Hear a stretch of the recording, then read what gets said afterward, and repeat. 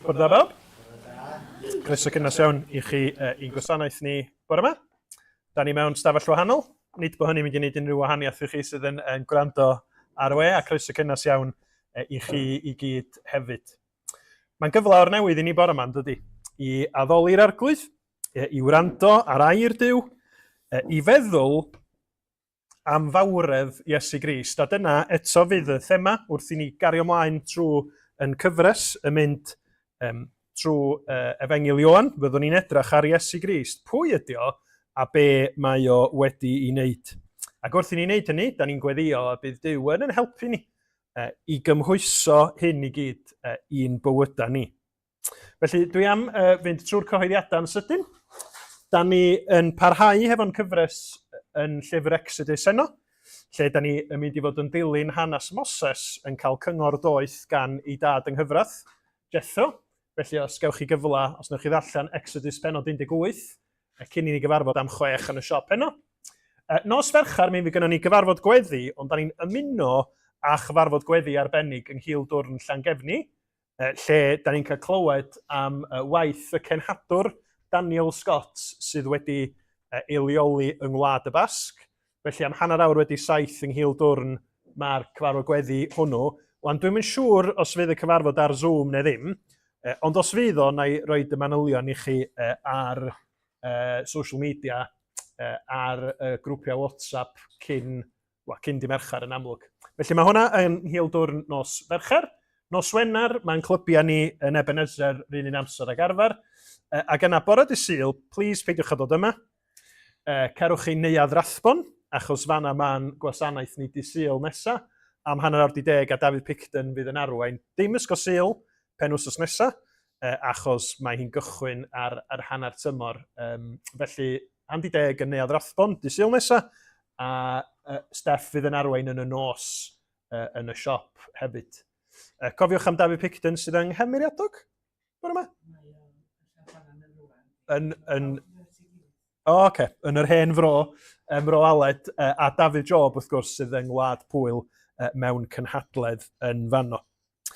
Na i weddio, ac mi nawn ni addoli'r arglwydd hefo'n gilydd. Dwch ni weddio i ddechrau. O Dduw ein tad, da ni yn dy ganmol di, dy fod ti yn dduw llawn cariad, yn dduw sydd yn oleuni pur, a bod dy fab Iesu Grist wedi dod i dywyllwch yn byd ni fel goleuni'r byd. Da ni yn gweddio byddi di'n cyfarfod da ni mewn ffordd arbennig y bore yma. Y bydd dysbryd glân di ar waith yn helpu ni, nid dim ond i wrando a chlywed be wyt ti'n ei ddeud trwy dair, ond da ni'n gofyn y bydd yn calonna ni'n cael ei symud i ymateb mewn ffydd, mewn diolchgarwch, mewn i fuddod, arglwydd y byddwn ni'n profi bod pwy ydy Iesu Grist yn gymorth i ni sydd yn credu ar ddechrau'r wythnos sydd o'n blaena ni. Maddau ni arglwydd bod ni'n gallu bod yn dod yma yn ddryslyd, yn ofnus, hefo lot o bethau'n pwyso na ni. Da ni'n gofyn y byddi di yn treiddio trwy y pethau yna i gyd, i ddangos i ni oleuni hyfryd pwy ydy ein gwaredwr Iesu Grist. Ac y byddi di'n gymorth i ni ymddiried yno ti. Maddau ni bob pechod a bai felly, a bendithia ni y bore yma, sgweli di fod yn dda, achos bod ni'n gofyn hyn trwy Iesu Grist ein ceidwad. Amen. A da ni'n mynd i ganu efo'n gilydd, dwy emyn i ddechrau. Arglwydd fe lladdolaf di, mae dy enw'n ddyrchafedig. Diolch am fy ngharu i, diolch i ti am ein hachub. O'r nef y deithos di'r byd, i'n hachub ni. A'r ffordd mae Iesu wedi'n hachub ni ydy talu'n dyled ar y groes a wnaethos di, dod yn fyw yn ôl o'r bedd a dyrchafu'n ôl i'r nef, arglwydd fe lladdolaf di. A mi ganwn ni drwy hon ddwywaith. Diolch.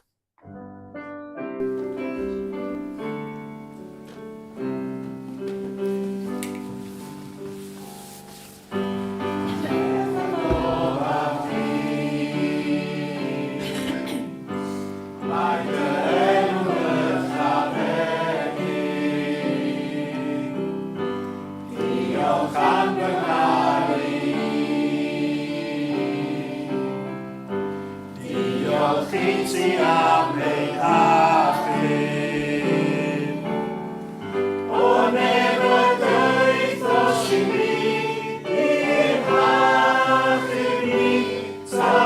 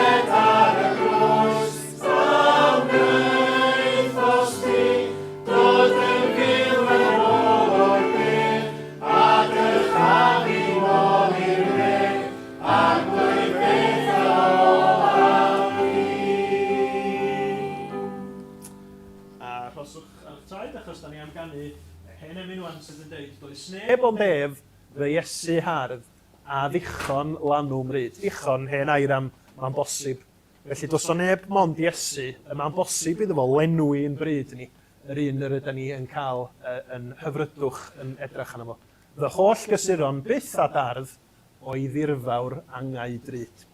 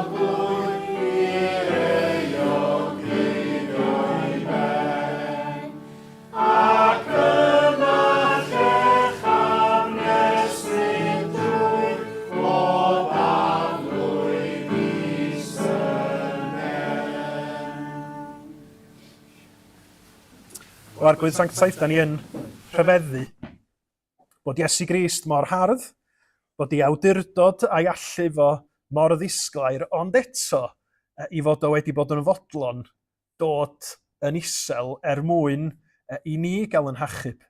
Mwyn i ni dderbyn maddeuant, nad ydyn ni'n ei heiddi, ond trwy gyfoeth gras Duw, bod ni'n cael ei gynnig o ymherson hardd Iesu Grist. Wrth i ni fod hefo'n gilydd bore yma, wrth i ni fyfyrio ar yr hyn mae'r Beibl yn ei ddeud, da ni'n gofyn am dy help di i ddeud, dos na ddim byd arall. Dos na ddim pethau eraill sydd yn dod yn agos at gymharu a yr arglwydd Iesu Grist. Rholwg ffydd i ni ar Grist, agor llygaid yn calon ni plis, a boed i ni dderbyn o'r digonedd yna, o faddeuant, o ras a chariad, yr ydyn ni angen gymaint. Bendithia ni, sgweli di fod yn dda. Amen. Da ni am droi at y darlleniad felly o Ioan penod 9, ac mae Delyth am ddarllen y hanner cynta y benod i fyny at adnod 23 ni. Diolch.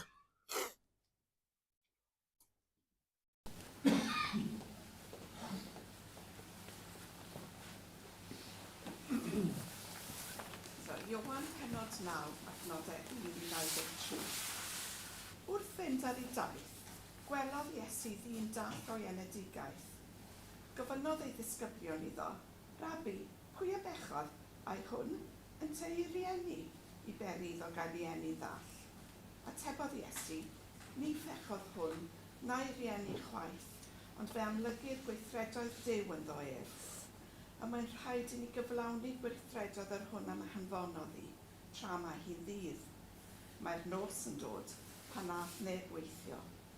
Tra fyddaf yn y byd, goleuni'r byd y dwyf.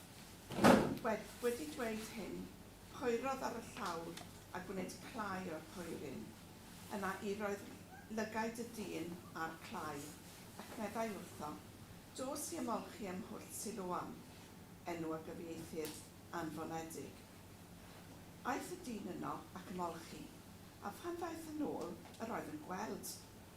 Dyma'i gymdogion felly, a'r bobl oedd wedi arfer o'r blaen ei weld fel cardotyn yn dweud, ond nid hwn yw'r dyn fydda'n eistedd i gardota. Meddai rhai, hwn yw ef. Na, meddai eraill, ond mae'n debyg iddo. Ac meddai'r dyn ei hun, mae fi yw ef. Gofynasant iddo felly, Sut yr agorwyd y lygaid di? Atebodd yntau.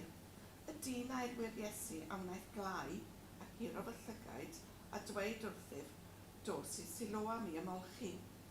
Ac wedyn mi fynd yno ac ymolchi, cefais fy ngolwg. Gofynasom iddo, ble mae ef? Ni o'n ni'n y fente. Eithant ar dyn oedd wedi bod gynt yn ddall at y Phariseaid. Yr oedd yn saboth y dydd hwnnw, pan wnaeth Iesu glau ac agor llygaid y dyn. A dyma Phariseaid yn gofyn iddo eto sut yr oedd wedi cael ei olwg. Ac meddai wrthynt, rhoddodd glau ar fy llygaid ac ymolchais, a dyma fi'n gweld. Felly dywedodd rhai o'r Phariseaid, nid yw'r dyn hwn o ddiw, nid yw cadw'r saboth. Ond meddai eraill, sut y gall dyn sy'n bechadur wneud y fath arwyddion? Ac yr oedd ymraniad yn ei plith. A dyma hwy'n gofyn eto i'r dyn dall. Beth sydd gen i ti i'w ddweud amdano ef, gan iddo agor dy lygaid di? Atebodd yntau, proffwyd yw ef. Gwrthododd yr Iddewan gredi amdano iddo ei fod yn ddall a derbyn ei olwg, nes iddynt alw rhieni'r dyn a'i holi hwy. Ai hwn yw eich mab chi? Ydych chi'n deud ei fod wedi enni'n ddall? Sut felly mae'n gweld y nawr? Atebodd i'w rieni, fe wyddo mae hwn yw ei mab, a'i fod wedi enni'n ddall. Ond ni wyddom sut mae'n gweld y nawr, ac ni wyddom pwy agorodd ei lygaid. Gofynnwch iddo ef, mae'n ddigon hen. Caiff ateb drosto'i hun.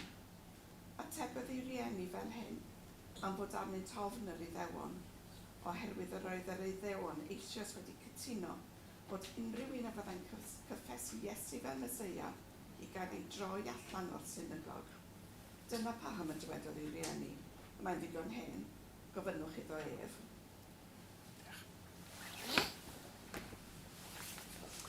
Diolch yn fawr iawn, Delyth.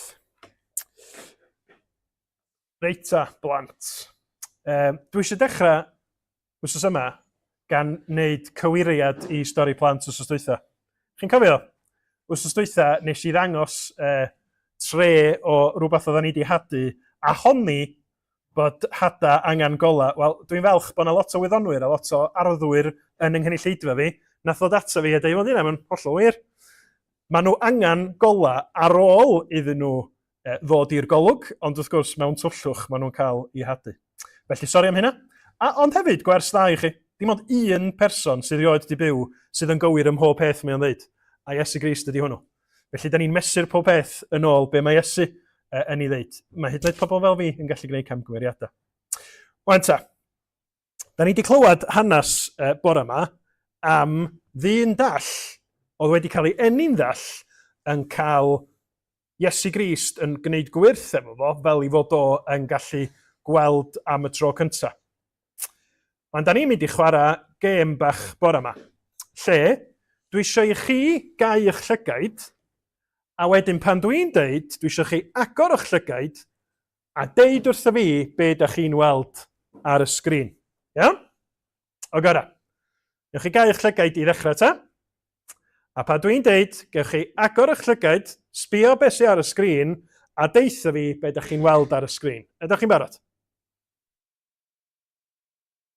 Agor eich llygaid. A be ydych chi'n weld?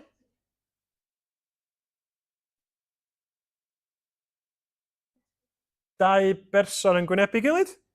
Os yna rhywun yn gweld beth arall? Elain? Da? Cwpan? Reit, llaw i fyny pwy sy'n gweld cwpan? A llaw i fyny pwy sy'n gweld dau berson? Diddorol. Un peth sy'n yna, ond da chi'n gweld rhywbeth gwahanol? Iawn, o gore. Un peth eto. Pawb sy'n isio, gael llygyd. A wedyn, pan da chi'n agor eich llygyd tro yma, dwi eisiau i chi ddeud wrtho fi sawl lliw gwahanol da chi'n ei weld. O'r gore? 3, 2, 1, go.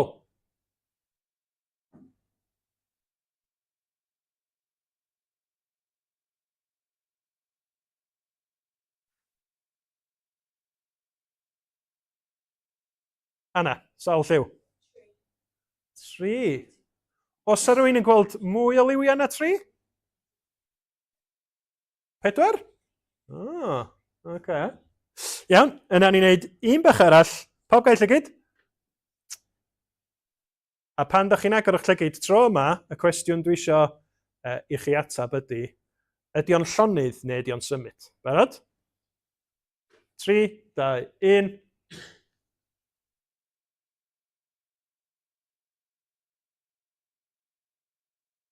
Llaw i fyny llonydd? Llaw i fyny symud?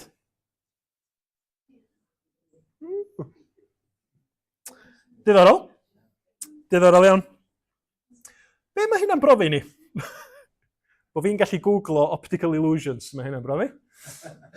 Ond mae'r pethau mae i gyd yn chwarae hefo'n meddyliau ni, achos mae'n gwneud i ni fod yn ansicr be yn union ydyn ni'n weld.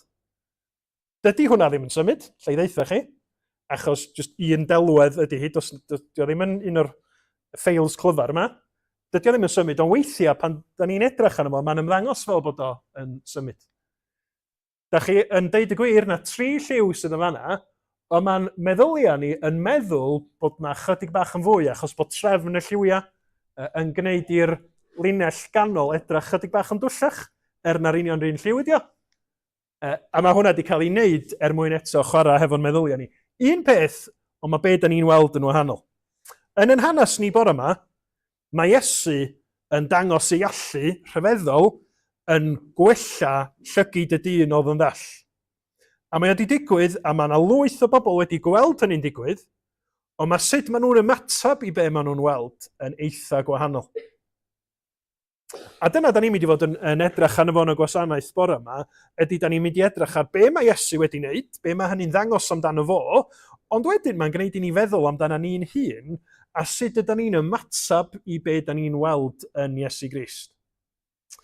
Achos, fel da ni wedi gweld trwy'r gyfres yma, mae Iesu yn gwneud gwirthiau ac arwyddion rhyfeddol, ond dydy jyst gwybod be mae Iesu wedi wneud yn ddo'i hun ddim yn ddigon. Mae Ioan isio i ni fynd gam ymhellach, gweld yn glir pwy ydy Iesu, ac ymateb i hynny trwy ffydd. Achos dyna be nath o wneud. Ar fora Sul yr atgyfodiad. Mae'r hanes amdano fo yn mynd i'r bedd, a mae o'n gweld i mewn i'r bedd a'r adnod amdano fo, pan welodd o'r cwbl, credodd. A felly, da ni eisiau bod pan da ni'n dod i'r capel, i clybiau i'r ysgol Sul, mae o'n dda i ni wybod mwy am Dduw, am Iesu Grist, am yr Ysbryd Glân, ond da ni eisiau mynd yn bellach na dim ond gweld neu gwybod amdano fo. Da ni trwy ffydd eisiau dod i nabod Iesu Grist, fel bod o ar waith yn bywydau ni. Felly, ar gyfer gwneud hynny, da ni angen help Duw, da ni angen arweiniad yr Ysbryd Glân. Felly, pan da ni'n darllen y Beibl, mae o'n dod yn fyw i ni.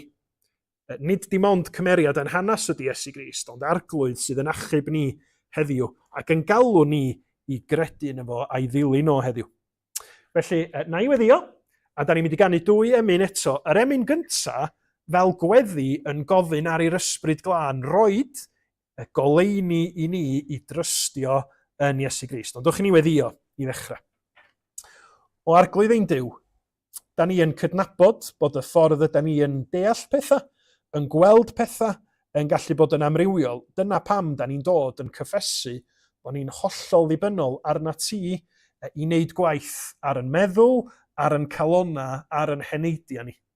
Da ni'n gofyn am dy help di, Ysbryd Glân, wrth i ni glywed am Iesu Grist, i ni sylweddoli bod o yn dduw byw, wedi marw ar y groes drosom ni, a bod ni eisiau ymateb i hynny trwy drystio yn Iesu Grist, trystio'n holl fywydau iddo fo, a gwybod na fod i'r unig un sy'n gallu dod â ni i berthynas am byth efo ti.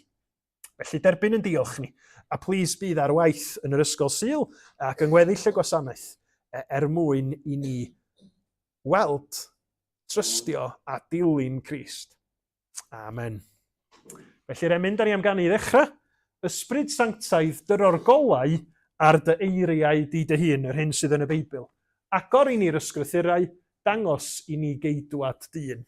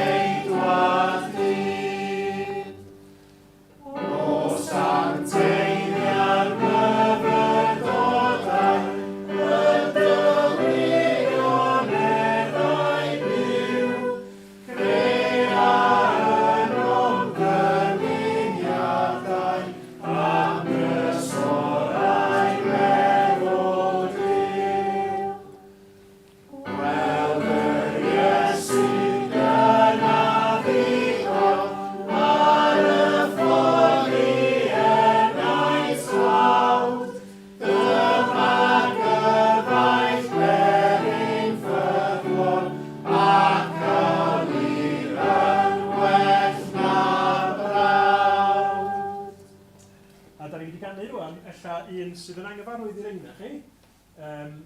Cyfieithiad o Amazing Grace, ond cyfieithiad cyfoes o Amazing Grace. Rhyfeddol ras, hyfrydol sain, a chybodd un fel fi.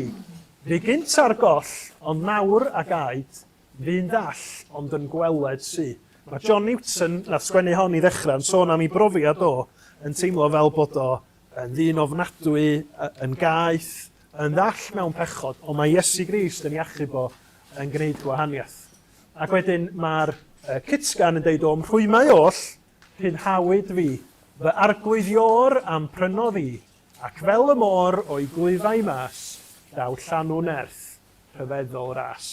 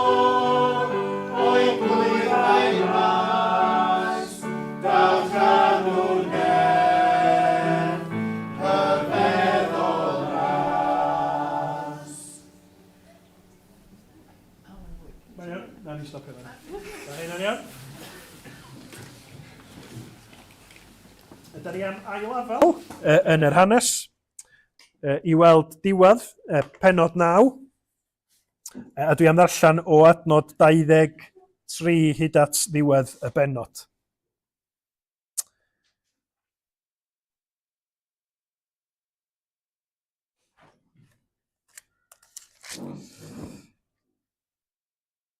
Neu 24, mae'n ddrwg gen i. Yna galwasant atynt am yr eilwaith y dyn a fynd all. Ac meddent wrtho, dywed y gwir ger bron Duw, fe wyddom ni mai pechadur yw'r dyn hwn.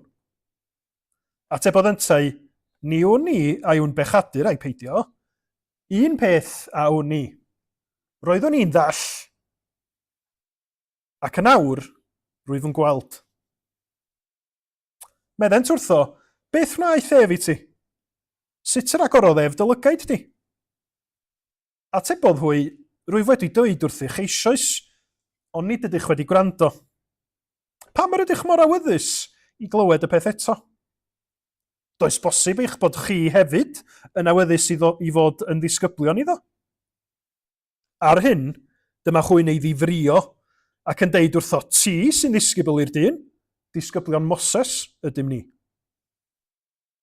Fe wyddom fod Duw wedi llefaru wrth Moses, ond am y dyn hwn, ni wyddom o ble mae wedi dod. Atebodd y dyn hwy, y peth rhyfedd yw hyn, na wyddoch chwi o ble mae wedi dod, ac eto fe agorodd ef fy llygaid i. Fe wyddom nad yw Duw yn gwrando ar bechaduriaid, ond ei fod yn gwrando ar unrhyw un sy'n dduwiol ac yn gwneud ei ewyllus ef. Ni chlywyd erioed fod neb wedi agor llygaid rhywun oedd wedi ei eni'n ddall, ond ni bai fod y dyn hwnnw o Dduw, ni allai wneud dim. Atebodd y Phariseaid ef, fe thaned di yn gyfan gwbl mewn pechod, ac a wyt ti yn ein dysgu ni? Yna taflasant ef allan. Clywodd Iesu ei bod wedi ei daflu allan, a phan gafodd hyd iddo, gofynnodd iddo, a wyt ti'n credu y mab y dyn? Atebodd yntau, pwy yw ef, syr, mwyn i mi gredu ynddo? Meddai Iesu wrtho, yr wyt wedi ei weld ef, yr un sy'n siarad â thi, hwnnw yw ef. Yr wyf yn credu arglwydd, meddai'r dyn, gan ymgrymu o'i flaen. A dywedodd Iesu, i farnu y deithim i i'r byd hwn, mwyn i'r rhai nad ydynt yn gweld, gael gweld, ac i'r rhai sydd yn gweld, fynd yn ddall. Clywodd rhai o'r Phariseaid oedd yno gydag ef hyn, ac meddent wrtho, a dim ni hefyd yn ddall? Atebodd Iesu hwy, pe baich yn ddall, ni byddai gennych bechod. Ond am eich bod yn awr yn dweud, yr ydym yn gweld, y mae eich pechod yn aros. Amen. Ac mi ddown ni nôl at y benod yn y bregath yn nes ymlaen, ond cyn hynny mae Debs am ddod ymlaen i weddio i ni. Diolch.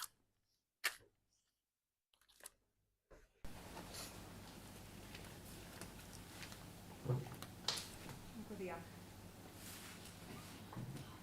Arglwydd Dduw, ni yn diolch i ti am yr emyn hyfryd yna sydd yn atgoffa ni bod ni unwaith yn ddall a nawr yn gweld a y geiriau hyfryd yna yn dangos i ni jyst y gwaith rhyfeddol wyt ti wedi wneud yn y bywydau ni. Bod ni yn marw yn ein choda, bod ni'n dilyn yn ffyrdd yn hunain, bod ni yn hollol ddall i dy ras ti a pa mor rhyfeddol wyt ti. Ac eto ti wedi torri mewn i bywydau ni, a ti wedi wneud ni gweld yn yr ffordd yr un mor dramatig a nes ti i'r ddyn yna yn yr hanes dyn ni'n edrych ar heddiw. Ac eto, yn gweddio ni di maddau ni achos yn aml iawn ni dal yn araf iawn i weld, a ni dal yn araf iawn i glywed dy lais ti, a ni ddim yn gwerthfawrogi'n llwyr pwy wyt ti a beth wyt ti wedi wneud dros ni. Felly ni gweddio neu di siarad gyda ni o'r newydd bore yma. Neu di agor y gair i ni trwy Ysbryd Glân. I werthfawrogi o'r newydd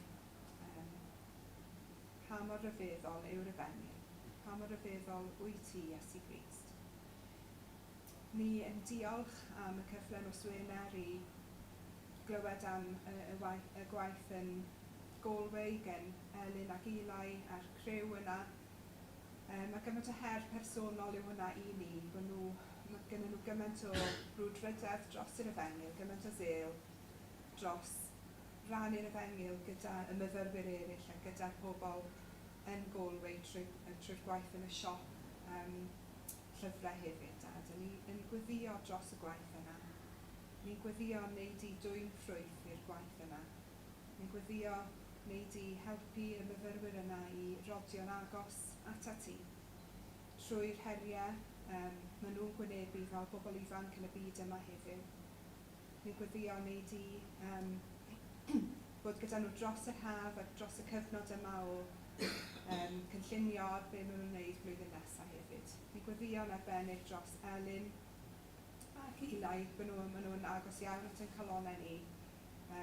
Ni'n diolch i ti bod ti wedi darparu cartref newydd iddyn nhw, a ni'n gweddïo wneud i bendithio y cyfnod newydd yma iddyn nhw yn eu bywydau nhw. Bydden nhw yn gallu bendithio nifer o bobl trwy y darpariaeth yna iddyn nhw.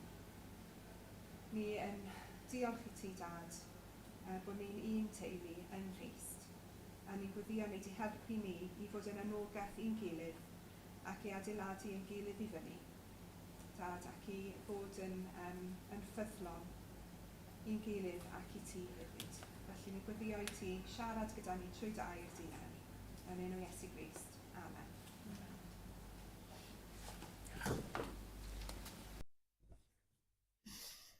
Diolch, Debs.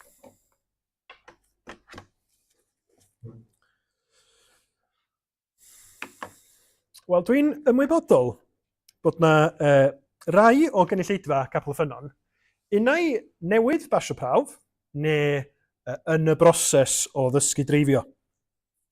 Ac wrth gwrs, mae yna broses i fynd trwyddi hyn, does? Da chi'n jyst yn cael neidio mewn i car a mynd lle bynnag da chi isio. Mae yna brawf theori i ddechrau, cyn y prawf ymarferol. Felly, da chi'n gorfod gwybod y ffeithiau ynglyn â sut mae gyrru a beth sydd yn ddiogel i wneud, cyn symud ymlaen i weithredu ar y ffeithiau yna a dangos bod y theori yn gwneud i waith go iawn pan da chi mewn car. Wsos dwytha, mi oedden ni'n edrych ar ddatganiad syfrdanol Iesu Grist, my fi yw goleini'r byd. Bore yma, da ni'n symud ymlaen i weld y gwirionedd hyfryd hwnnw ar waith yn ymarferol mewn bywyd person go iawn. Ac wrth i ni feddwl am yr efengil y newyddion da, dyna ydy o'n de. Mae o'n fwy na dim ond gwybodaeth. Mae o'n wybodaeth, ond mae o'n fwy na dim ond theori. Mae o'n fywyd. Mae o'n newid bywyd am dragwyddoldeb hefo Iesu Grist a'i berson a'i waith o'n ganolog iddo fo. Ac felly be da ni am wneud bore yma ydy da ni am fyfyrio ar yr hanes da ni wedi glywed, be mae o'n ddeud am Iesu Grist, ond yna mynd gam ymhellach a gweld sut ymatebion gafwyd i'r arglwydd Iesu yn y benod hon, a meddwl be mae hynny'n ddeud wrtha chi a fi, wrth i ni feddwl am yn perthynas ni a Iesu Grist heddiw. Felly dewch i ni gychwyn hefo'r ffeithiau. Be yn union da ni wedi clywed amdano fo? Wel, mae gennym ni ddyn dall o'i enedigaeth. Dyn sydd yn gorfod cardota oherwydd yn y cyfnod yna, do na ddim gwladwriaeth les, do na ddim llawer o gymorth iddyn nhw, oedden nhw'n dibynnu ar gardod pobl a chyfeillgarwch, teulu a ffrindiau, ond oedd o'n fywyd calad. A mae'r dyn yma yn cyfarfod yr arglwydd Iesu yn ei gyflwr triennus, a mae'r arglwydd Iesu trwy allu rhyfeddol yn rhoi golwg i'r dyn yma oedd rioed wedi gweld o'r blaen. Mae'n wyrth, mae o'n arwydd hyfryd i ni. Ac mae o'n deud rhywbeth neilltuol am Iesu Grist, yn dydi? Fod i'r un sydd wedi dod i'n plith ni. Fod i'r unig un sydd yn gallu rhoi i golwg yn ôl i'r bobl sydd yn ddall. Mae o'n dangos rhywbeth am ei awdurdod o drost afiechyd, a dydy hwnna ddim yn rhywbeth da ni isio brysio drosto fo heb ystyried. Yn fwy na hynny, mae o'n dangos i ni mae Iesu wir ydy'r Meseia, yr un roedd Israel wedi disgwyl amdano fo ers canrifoedd. Meddylwch am dim ond un esiampl o'r broffwydoliaeth yma yn llyfr Eseia, lle mae o'n edrych ymlaen i'r cyfnod pan mae bendith Duw yn dod yn helaeth trwy was o, a sylwch ar y disgrifiad. Bydd llygaid pobl ddall yn cael ei hagor, a chlystiau pobl fyddar hefyd. Bydd y cloff yn neidio fel hydd, a'r myd yn gweiddi'n llawen, achos bydd dŵr yn tasgu yn yr anialwch ac afonydd yn llifo yn y diffeithwch.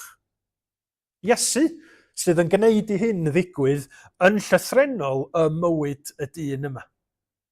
A da chi'n tybio y bydda rhai iddewon ella yn meddwl, ydy hwn yn arwydd bod y Meseia wedi cyrraedd? Ydy hwn yn arwydd bod yr hyn da ni wedi bod yn disgwyl amdano fo, yr un mae Duw yn mynd i anfon wedi dod? Ydy'r cyfnod Mesianaidd wedi dod i'n rhannu? A da ni wedi gweld hynny'n gyson trwy Efengil Ioan yndo, bod yr hyn mae Iesu'n ei wneud yn arwyddion clir i ni o pwy ydy o yn ei allu a'i awdurdod.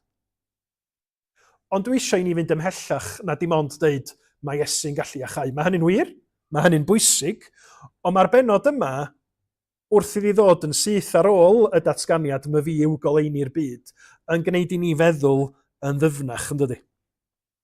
Dwi'n mwynhau newyddion. A felly fyddai'n treulio dipyn o amser yn edrych ar wefan y BBC, yn edrych ar beth sy'n digwydd heddiw, beth sy'n digwydd fory, ac yn y blaen. A bore yma nes i ddod ar draws erthygl, a teitl yr erthygl oedd BBC In Depth. Lle oedd hi'n erthygl oedd hi yn hirach. Oedd hi'n hirach, ond oedd hi'n trio rhaid esboniad ar pam bod prif weinidogion Prydain yn ymddangos mor simsan, mor sydyn, a bod nhw ddim yn para dim gwerth o amser. Ac oedd o ddifyr wrth ddarllen yr erthygl yma, be ydych chi'n gael oedd nid just mae pobl ddim yn licio nhw, dyna di'r atab arwynebol. Oedd na lot o ella hyn, a cofiwch hyn, a cofiwch llall. Pan ydyn ni yn mynd yn ddyfnach, dyna be mae'r teitl In Depth yn awgrymu, mae o'n gwneud i ni feddwl ymhellach na dim ond yr arwynebol. A dyna dwi eisiau i ni wneud wrth ystyried be mae'r y wyrth yma gan Iesu Grist yn ei ddeud amdano fo, ond amdano ni hefyd. Achos wrth gwrs, yn feiblaidd, mae bod yn ddall yn fwy na dim ond cyflwr corfforol. Mae bod yn ddall neu bod yn y tywyllwch yn feiblaidd yn deud rhywbeth am yn cyflwr ysbrydol ni yn dydi. Chi'n cofio, nes i grybwyll wsos dwytha, mae rhai sydd yn rhodion y tywyllwch yn feiblaidd heb ddiw, mewn perygl tragwyddol ac ar lwybr i ddinistr. Dyna sut mae'r Beibl yn disgrifio pobl sydd yn y tywyllwch. Mae pobl sydd yn y goleini yn trystio yn yr arglwydd, a dyna lle mae Iesu fel goleini'r byd yn ddarlun mor hyfryd i ni ac yn ddarlun mor obeithiol i ni. Felly pan mae Iesu'n dod ac yn deud my fi yw goleini'r byd ac yna'n rhoi golwg i'r dyn dall yma, mae o'n dangos rhywbeth arbennig amdano fo fel achubwr. Fo ydy'r unig un sydd yn gallu dod i'n byd tywyll pechadurus toredig ni a dod â goleini, dod â bywyd, dod â gobaith. A nid dim ond i'r byd fel damcaniaeth, ond i chi a fi fel unigolion sydd yn naturiol yn y tywyllwch, oherwydd yn pechod ni. A mae'r Testament Newydd sawl gwaith yn cyfeirio at yn cyflwr ni fel pechaduriaid, fel rhai sydd yn y tywyllwch. Yn rhannol oherwydd yn dewis ni, a ddown ni mlaen at hynny yn nes ymlaen, ond hefyd mae o'n reality ysbrydol lle mae yr un drwg y diafol yn dallu'n llygaid ni fel bod ni'n gallu clywed am Iesu Grist, ond peidio ymateb iddo fo. Mae Paul yn i ailythu'r at y Corinthiaid, y 4 bennod yn deud fel hyn, os yw'n hefengil ni dan orchydd, yn achos yr rhai sydd ar lwybr colledigaeth, y mae hi felly. Yr anghredinwyr, y dallodd dyw'r oes bresennol ei meddyliau, rhag iddynt weld goleini efengil gogoniant Crist, delw Duw. Mae Crist yn ola, mae Crist yn disgleirio, ond da ni fel pechaduriaid yn naturiol ddim yn sylwi ar hynny. Neu os yn gweld rhywbeth da amdano fo, ddim yn ymatab yn y ffordd gywir trwy ddeud, ti di'r goleini, dwi dy angen di yn hywyllwch fy anghrediniaeth, fy euogrwydd. Ac felly wrth i ni weld hynny am Iesu Grist, fod i'r unig un sy'n gallu achub, fod i'r unig un sy'n gallu yn tynnu ni o dywyllwch yn anghrediniaeth a'n pechod i oleini bywyd trwyddo fo, mae ymatab i oleini'r byd wedyn yn gwbl allweddol yn dydy. Ac felly ar ôl meddwl am pwy ydy Iesu, y cwestiwn allweddol ydy be da ni'n neud hefo yr hyn yr ydyn ni'n ei weld o pwy ydy Iesu. Ac felly gweddill yn amser ni bore yma, da ni'n mynd i fynd trwy'r gwahanol gymeriadau sydd yn yr hanes yn Ioan pennod 9.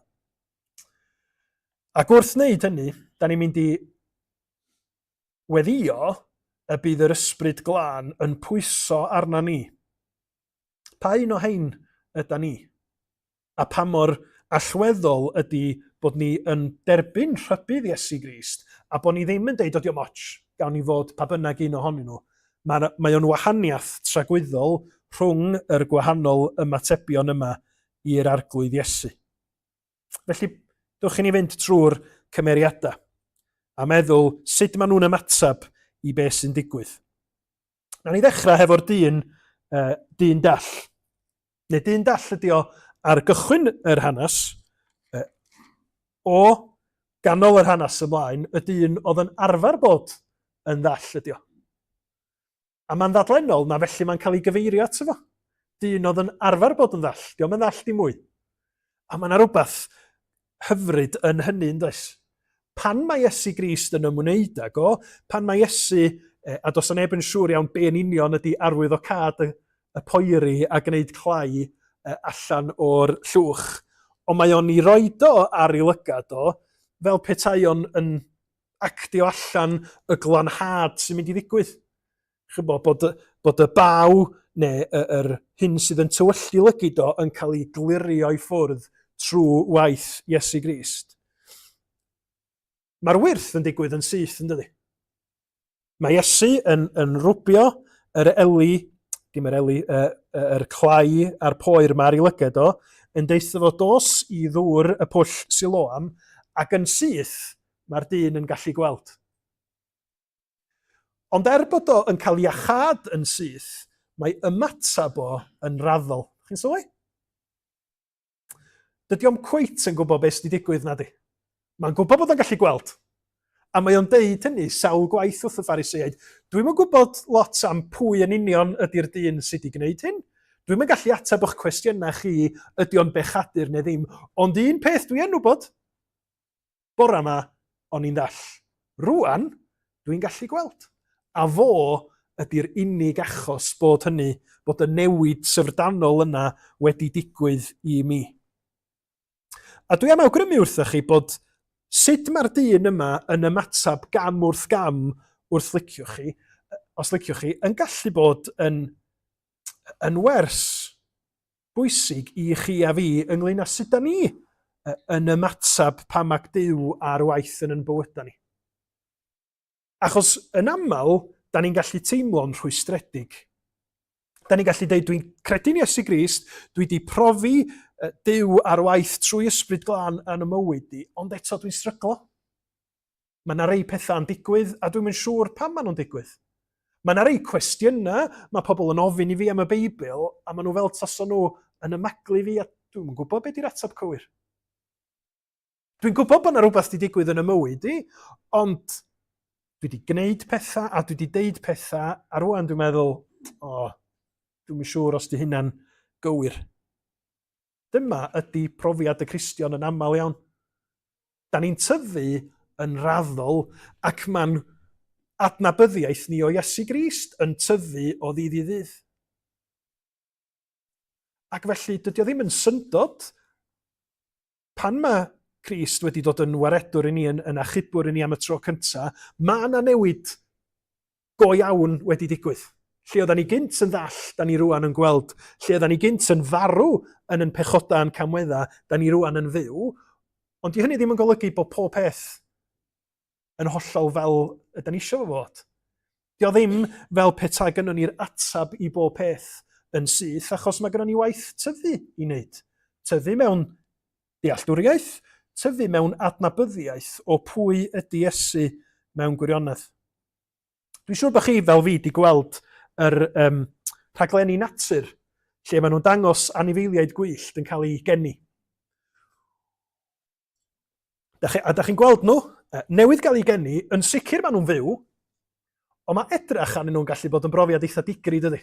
Os dyn nhw'n giraffes neu'n zebras, maen nhw'n wobbly iawn ar eu traed. A maen nhw'n rhyw hanner disgyn ac yn y blaen. Wrth gwrs maen nhw. Maen nhw'n fyw, ond newydd gael ei geni maen nhw. Dyn nhw ddim cweit mor gadarn a ma yr oedolion? Na, beth yw'r gair cywir am anifal wedi tyfu fyny? Dangos gymaint o wyddonydd dwi. Ond felly mae'n ysbrydol. Mae'r dyn yma wedi cael Iesu yn newid i fywyd o, ond eto, y cwestiwn pwy ydy o mae o'n gael i ddechrau, yr atab ydy proffwyd. Sydd yn rhannol gywir, ond di o ddim yn llawn, na di. Ond da chi'n sylwi, wrth iddo fo gael mwy a mwy o'r croesoli yma gan y Phariseaid, wrth iddo fo ymwneud mwy a Iesu, mae ymatab o yn newid yn dydy. Proffwyd. Mae rhaid bod o ddim yn bechadur achos sut mae o wedi gwneud hyn i fi. Ond wedyn, erbyn diwedd yr hanes, mae Iesu mynd ato fo ac yn gofyn, wyt ti'n credu mab y dyn? A mae'r dyn yn deud, dwi'n mwyn gwybod pwy ydi o. Mae Iesu'n deud, yr un ti'n sbio yn o fod o. Adnod 38. Yr wyf yn credu arglwydd, meddai'r dyn, gan ymgrymu o'i flaen.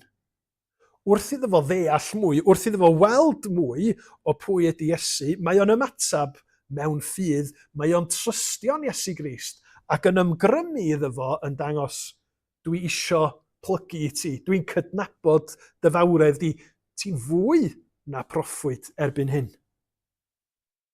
Be amdana chi a fi? Pan da ni'n clywed am Iesu Grist? Pan ydyn ni'n meddwl am wyrthia Iesu Grist? Sut da ni'n ymatab? Ydych chi'n cael eich cyffroi? Achos bod chi allan gweld rhywbeth o'r newydd am Iesu Grist mewn ffordd lle da chi'n deud, dwi angen hyn yn fy mywyd i. Diolch arglwydd. Dwi'n gwybod bod fi wedi cael dy oleuni di cael bywyd gyn ti, ond dwi angen gymaint yn fwy. Neu tybed ydyn ni yn cael yn llethu, yn cael yn siomi,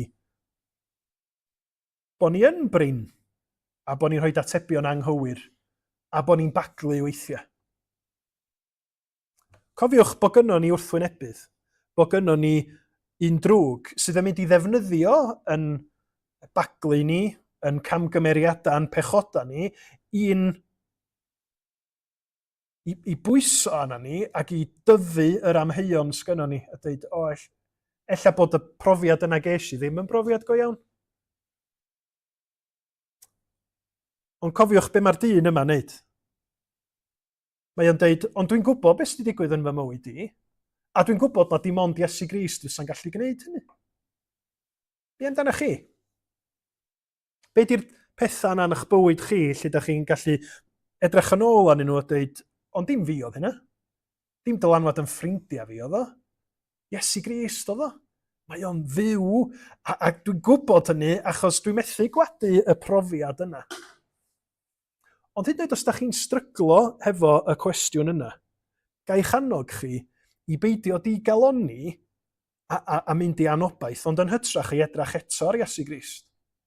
A gweld sut mae Iesu yn delio â'r dyn yma.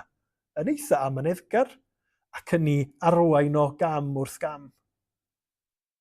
Felly mae gennym ni y dyn sydd wedi profi Iesu ar waith yn ei fywyd o ac sydd yn tyfu hyd yn oed yn yr hanes yma, yn tyfu yn raddol yn ei ddealltwriaeth, yn ei adnabyddiaeth, yn tyfu yn ei ffydd. Ac na fysa ni yn parhau i dyfu yn ffydd. Hyd yn oed pan mae'n anodd gwneud hynny. Yn aml, be welwn ni ydy, pan mae hi'n anodd, mae'r cyfle i ni dyfu fwy fyth. Dim ond i ni droi at Grist, gweddio a gofyn am ei gymorth o. Mae yna gymeriadau eraill hefyd yn nes ymlaen. Mae'r dyn yma yn cael cwestiynau niferus yn cael ei ofyn ohono fo, a mae'r Phariseaid, yr Iddewon sydd yn gofyn y cwestiynau, yn eitha ymosodol yn dydyn. A dydy atebion o ddim yn ddigonol. Achos dydy o ddim yn deud wrthyn nhw ydy Iesu yn bechadur neu ddim. Dydy o ddim hyd yn oed yn gallu atab go iawn sut mae Iesu wedi gwneud y wyrth yma. Cwbl mae o'n ddeud ydy ailadrodd dro ar ôl tro. Dyma cwbl dwi'n wybod. O'n i'n dall. Nath y dyn Iesu yma roed y pethau ar yn llygyd a dwi rwan yn gallu gweld. A ddod 18 ymlaen, mae yna gymeriadau newydd yn dod i'r hanes. Gwrthododd yr Iddewon gredu amdano iddo fod yn ddall a derbyn ei olwg, nes iddynt alw rhieni'r dyn a'i holi hwy. A mae'r rhieni yma yn cael ei roi on the spot. Dydwch chi, oedd y babi yma'n ddall? Oedd. Wel, sut mae wedi cael ei olwg? Felly. A sylwch beth da ni yn wybod am yr rhieni yma. Maen nhw'n amlwg yn gweld ac yn gwybod y gwahaniaeth mae Iesu wedi wneud, ond mae gen nhw'r fath ofn nes dyn nhw'n meiddio deud dim byd. Maen nhw wedi cael eu parlysu mewn ofn, oherwydd maen nhw'n gwybod bod yr arweinwyr crefyddol yma yn mynd i niweidio i bywydau nhw. Effeithio ar eu lle nhw yn eu cymuned y bysa nhw'n cael eu cicio allan o'r synagog petai nhw'n deud unrhyw beth sydd yn awgrymu mae Iesu'n wir sydd wedi gwneud y gwahaniaeth yma y mywyd i mab nhw. Felly, y cop-out, mae hwn ddigon hen i atab dros dy fo'i hun. Da ni'n mynd i atab, jyst deliwch efo fo. Da chi'n meddwl bod o'n biti dros dyn nhw? Maen nhw'n gwybod bod Iesu'n arbennig achos maen nhw wedi gweld tystiolaeth yn ei mab i hunin, ond eto maen nhw'n dal yn ôl achos yr ofn sydd ganddyn nhw. A mae'n hawdd i ni allu bod fel hefyd. Da ni'n gallu cael yn cyffroi ar efengil a da ni'n gallu gweld pethau yn y Beibl sydd yn effeithio na ni, ond mae allan grŵp o ffrindiau yn taflu dŵr oer ar hynny. Ti'n credu hynna, nag wyt? Come on. Sa'n neb yn credu hynna rwan. A ti dal yn mynd i capel? Pam ti'n gwneud hynna? Wel, os ti'n gwneud hynna, ti'n rili'n ffitio mewn hefo grŵp ni. A mae'r ofn, y bygythiad yn gallu dod ac yn hawdd iawn, da ni'n cychwyn simsanu meddwl, ydy Iesu Grist yn un dwisio i ddilyn? Tristwch y peth yn fama ydy, da ni'n clywed dim mwy am y rhieni yma. Maen nhw wedi gweld rhywbeth o allu Duw ar waith yn ei mab nhw, ond eto, dyn nhw ddim yn ymatab mewn ffydd fel mae'r mab yn ei wneud. Maen nhw trio achub i crwyn i hunin, a wedyn maen nhw'n diflannu i'r cysgod. Maen nhw dal yn y synagog, ond eto, maen nhw'n colli allan oherwydd i hofn. Mae gen y diwynydd enwog Austin o Hippo, ddyfyniad. Dwi wedi methu ffeindio o lle yn union mae'r dyfyniad yma'n dod. Felly ella na nid fo ddudodd o i ddechrau. Ond dyna be mae rhan fwyaf o bobl ar y we yn awgrymu. A'r dyfyniad ydy hyn. It is no advantage to be near the light if the eyes are closed. Dydy ddim yn fantais i ni fod yn agos at y goleuni os di'n llygyd ni di cau. Dio ddim yn fantais i ni fod yn dod i capel a mynd i ysgol Sul os nad ydyn ni'n barod i ymatab ac gofyn i Dduw agor yn llygad ni fel bod ni yn gweld Iesu ac yn ei gofleidio fo fel yn gwaredwr ni. A mae hwnna'n rybydd difrifol yn enwedig i ni sydd yng nghlyw'r efengil, sydd yn gyfarwydd â'r Beibl. Ac mae o'n rybydd hyd yn oed mwy difrifol pan da ni'n edrych ar y cymeriadau ola, sef y Phariseaid. Achos yn yr hanes yma, y Phariseaid ydy'r bobl, be ddydwn ni? Wel, maen nhw wedi cael ei weindio fyny gan y wyrth yma, dydyn. Dyn nhw'n hapus o gwbl. A mae cwestiynau nhw yn gwestiynau pobl sydd hefo agenda.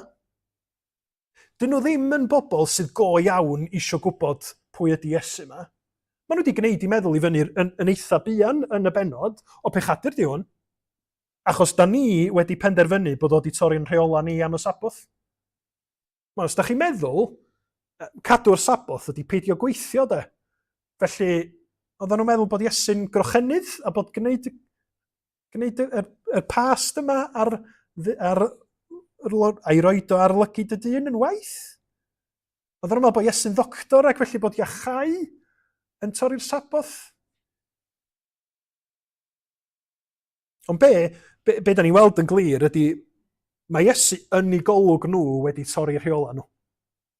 Ac felly maen nhw wedi penderfynu, be bynnag am y dystiolaeth, dydy hwn ddim o ddiw, mae'n bechadur, da ni'n isio'n byd i wneud efo fo, a da ni'n chwilio am reswm i gadarnhau hynny.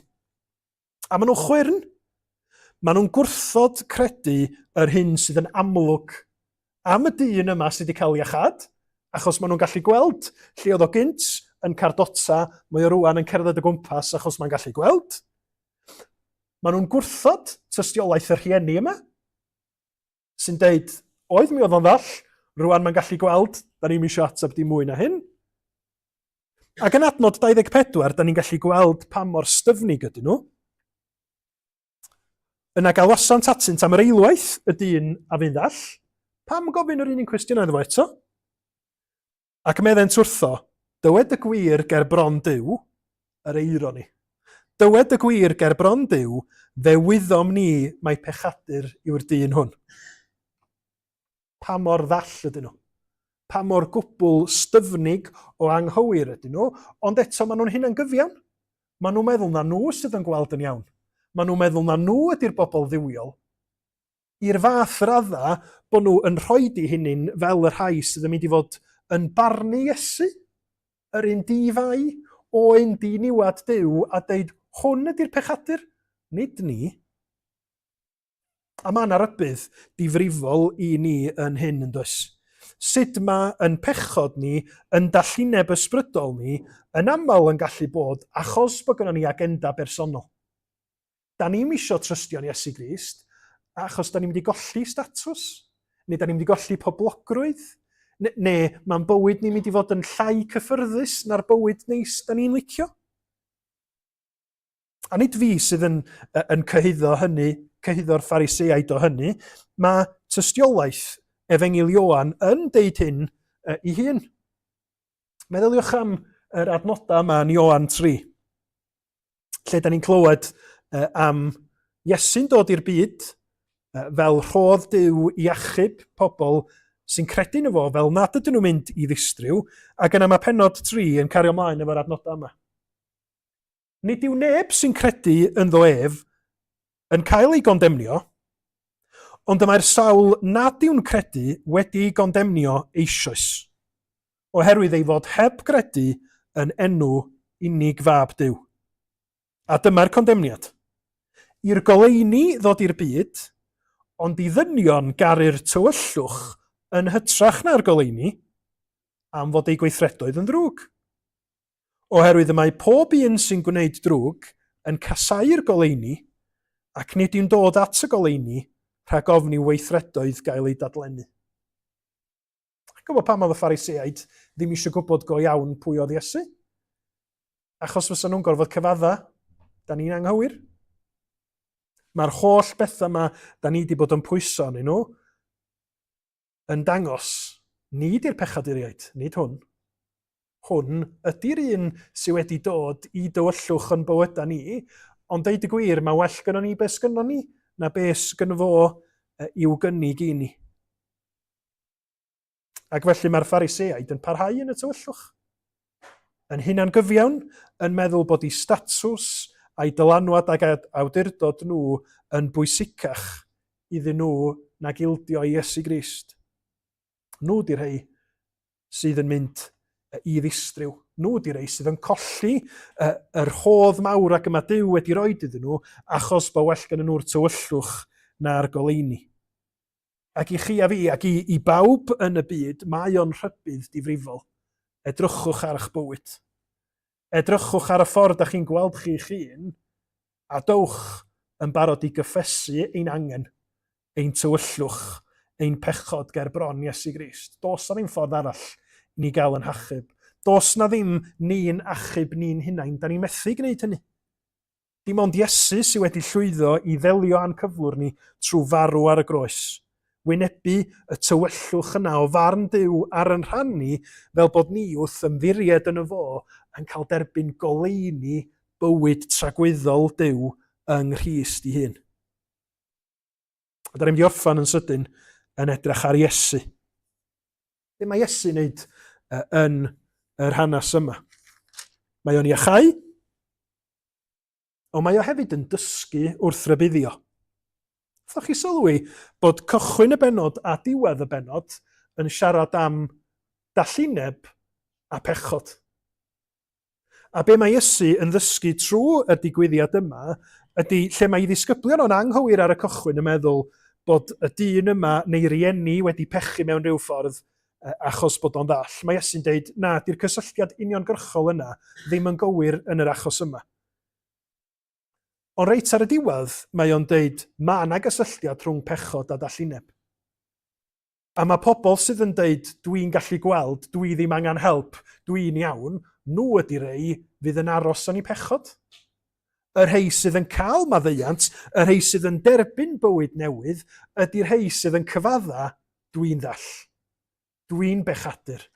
Dwi angen Iesu Grist a'i faddeuant a'i ras, neu dwi'n mynd i ddistryw fel arall.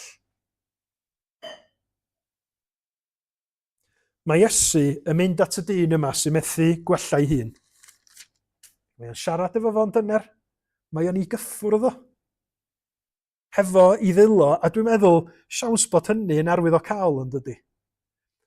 Fysa Iesu wedi gallu iachau o heb weld o, heb fynd yn agos ato fo, ond mae o'n gwneud y pwynt o fynd ato fo a siarad yn agos efo fo. A'i arwain o gam wrth gam. Dyna'r fath waredwr ydy Iesu. Gofynnwch iddo fo wneud y gwaith yna yn eich bywyd chi. Nid i fod yn bell i ffwrdd yn gymeriad da ni'n clywed amdano fo bob sul, ond i ddod reit i ganol eich bywyd, a'ch poen, a'ch ofna, a'ch ddryswch chi. Achos be mae'r Testament Newydd yn ei ddangos ydy mi wneith o. Achos dyna'r fath waredwr ydy o. Dyna pam mae o wedi dod i'r byd, mwyn goleio eich tywyllwch chi a fi. A sylwch, yn adnod 35, pan mae'r Phariseaid wedi ffrio efo'r dyn yma, achos dwch ni fod yn onast, mae o'n well diwynydd na nhw, dyna di'r eironi, pan mae nhw yn pwdu ac yn deud ffwrdd â chdi, ti mewn pechod, ni di disgyblion Moses, a mae'n cael ei daflu allan, adnod 35, clywodd Iesu ei bod wedi ei daflu allan, a phan gafodd hyd iddo, gofynodd iddo, mae Iesu mynd ar ôl y dyn yma. Y dyn sydd wedi cael ei wrthod gan yr awdurdodau crefyddol, y dyn sydd allan meddwl, wel, lle dwi'n mynd dwan? Mae'n mynd ar ei ôl o, ac mae o'n deud, fi di mab y dyn. Fi di'r un i chdi drystio nhw fo. A dyna be mae Iesu yn ei wneud trwy alwad yr Efengil. Os da chi'n ansicr, os oes na bobl yn gwneud hwyl am eich pen chi, achos bod chi yn dod i'r capel, os oes na densiwn yn eich gwaith chi, a da chi'n teimlo bod chi ar y tu allan, mae Iesu'n dod ar yn hôl ni, i fod yn gyfaill, i fod yn waredwr i ni yn y strygl yna. Ac os da chi'n fodlon cyfadda, fel da ni angen gwneud, dwi yn ddall, dwi angen Iesu Grist i fod yn oleini'r byd i fi. Cofiwch pa mor bell oedd Iesu'n fodlon mynd mwyn achub pobl ddall. Wan dwi wedi annog ni i fod fel y dyn sydd wedi cael ei achad, i drystio'n Iesu Grist ac i beidio bod fel y Phariseaid ynddo. Ond hyd yn oed rhai Phariseaid oedd yn y dallineb mwyaf cyflawn ar unwedd ac yn gwbl bendant bod Iesu Grist yn un i'w erlyd, mae hyd yn oed rhai ohonyn nhw yn gallu cael ei hachub trwy ras Duw yn Iesu Grist. Sut da ni'n gwybod hynna? Wel, mae gennym ni ddyn sydd wedi sgwennu chunk mawr o'r Testament Newydd. Oedd yn Phariseaid. Oedd yn y llinach yna. Oedd yn mynd o gwmpas yn erlyd disgyblion Iesu Grist, a mae o yn y dallineb yna yn dod wyneb yn wyneb â Iesu Grist. A mae o'n cael ei ddallu gan oleini Crist, nes mae o'n gorfod ildio mewn ffydd Saul, neu'r apostol Paul, ac mae o'n cael bywyd, mae o'n cael maddeuant, ac mae o'n cael ei ddefnyddio'n helaeth gan Dduw wedyn i rannu y goleini sydd gan Grist i'r byd. A mae Paul yn esiampl wych sydd yn rhoi gobaith i ni pan da ni'n meddwl am ffrindiau, pan da ni'n meddwl am deulu sydd yn styfnig yn ei pechod. Mae gras Duw hyd yn oed yn gallu cyrraedd pobl styfnig, dim ond i ni ymddiried yng Nghrist a bod ni'n ddyfal yn gweddia dros y bobl yma. Mae Paul yn ei lythyr at y Corinthiaid yn sôn amdano fo'i hun yn dweud, oherwydd y lleiaf o'r apostolion wyf fi, un nad wyf deilwng i'm galw'n apostol gan i mi erlyd eglwys Dduw, ond, trwy ras Dduw, yr wyf yr hyn ydwyf, ac ni bu ei ras ef tuag ataf yn ofer. Ydyn ni'n gweld Iesu Grist bore yma? Ydyn ni'n ei garu fo? Ydyn ni'n fodlon trystio yn dallineb, yn pechoda, yn dryswch i gyd iddo fo? Ga'i channog chi wneud hynny. Mae o'n ddigon mawr.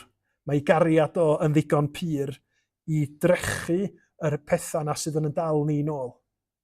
Mae aberth o ar y groes yn ddigon i ni, bod euogrwydd pechod yn gallu pwyso'n drwm yna ni, gael maddeuant, gael heddwch dim ond ynddo fo. A dowch ni fod yn barod i droi at Grist mewn ffydd, i barhau i dyfu gam wrth gam hefo fo, ac i fod yn barod i bledio dros eraill hefyd iddyn nhw o'i tywyllwch ddod at Iesu. Deud fel y dudodd y dyn yma, yr wyf yn credu arglwydd, a gallu cadarnhau am Iesu yn wir, fo ydy goleini'r byd. Ni bydd neb sy'n ei ganlyn o byth yn rhodion y tywyllwch, ond bydd ganddynt oleini'r bywyd. Chni wedi o'i orffen.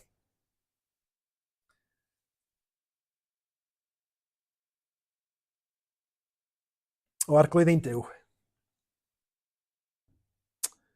mae rhaid i ni gydnabod yn bod ni mor aml yn gallu cael yn temtio gan gelwydd, gan dywyllwch pechod, gan demtasiwn pethau sydd yn ymddangos yn dda, ond sydd mewn gwirionedd yn mynd i wneud niwed i ni.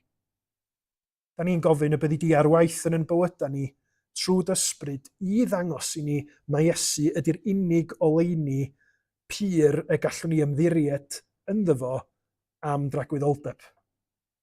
A da ni'n gofyn arglwydd y byddi di'n argyhoeddi ni o'n hangen i ymddiried yng Nghrist, ac y byddi di'n gwneud y gwaith yna ymhlith y rhai sydd o'n cwmpas ni sydd ddim yn credu hefyd. Nertha ni felly i fyw yn dilyn goleini'r byd ac yn gofyn ar ei oleini'r byd lewyrchu yn ddyddiol yn bywyda ni, fel yn bod ni yn dod i adnabod o'n well ddydd ar ôl dydd. Cliw yn gweddi ni, trigar ha os gweli di fod yn dda, maddau ni bob pechod a bai, wrth i ni ofyn hyn yn heiddiant yn harglwydd angwaredwr Iesu Grist. Amen. Ydyn ni am orffen bore yma yn gwneud dau beth. Un ydy diolch am be mae Iesu Grist wedi wneud yn bywyda ni sydd yn credu. Diolch am yr efengil a'r bywyd a'r maddeuant sydd wedi dod i ni. Ac yna mae'r ddwy bennill, mae'r ail bennill yn diolch am y gwaith mae Iesu wedi wneud yn dod â ni o dywyllwch i oleini, ac yna y pennill ola sydd yn weddi bod y broses yna o ddod o dywyllwch i oleini yn parhau yn cynyddu ledled y byd. Felly dowch ni ganu hefo'n gilydd.